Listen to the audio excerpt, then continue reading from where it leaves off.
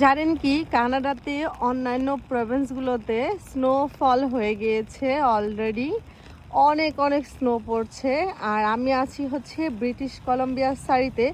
এখানে মানে বৃষ্টিতেই ছাড়ছে না, মানে প্রচুর প্রচুর বৃষ্টি হয়, এমন কোনো দিন না যে বৃষ্টি হয় না। আজকেও বৃষ্টি হচ্ছে প্রায় 1 মাস যাবৎ, মানে একাধারে বৃষ্টি হচ্ছে প্রত্যেক দিন, মানে সকাল বিকেল সন্ধে সবসময়ের জন্য তো বৃষ্টি হচ্ছে। তো কানাডার ব্রিটিশ কলম্বিয়া সারি মানেই হচ্ছে বৃষ্টির প্রভিন্স।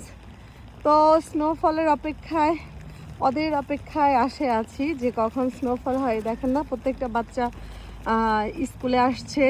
স্নোফল হলেও স্কুলে আসতো, বৃষ্টি তবুও আসতেছে। তো বৃষ্টি আমার ভালো লাগে না বেশি একটা। এখন বাংলাদেশে থাকা অবস্থায় বৃষ্টিটা একটু ভালো লাগতো, এখন আর বৃষ্টি ভালো লাগে না, কারণ এই বৃষ্টির মধ্যে বাচ্চাদেরকে নিয়ে স্কুলে আসা অনেকটাই কষ্ট, স্নোফলের মধ্যেও কষ্ট।